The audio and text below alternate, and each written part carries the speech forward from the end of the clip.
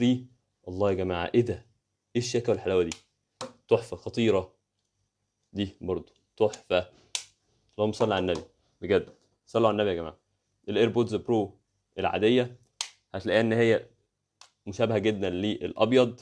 الاثنين ايدنتيكال، بنفس كل المقاسات، بنفس كل حاجه، بنفس حتى الاضاءات اللي موجوده فيه. طيب لو خدنا واحده من السودا دي وواحده من السودا دي، هنطلع الاختلافات. هنطلع الاختلافات. هنا في سبيكر وميكروفون، وهنا مفيش في الايربودز برو العاديه. هنا في مكان العليا، هنا مفيش. الاثنين من ورا الاثنين شبه بعض جدا.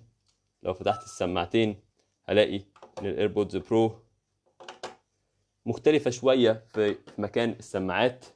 الايربودز برو والايربودز برو 2 هتلاقوا اختلاف السماعات واختلاف اماكن السيريال نمبر. السيريال نمبر اهو، مكان المايك والسبيكر، المايك. وهنا بقى بتكون حتة كده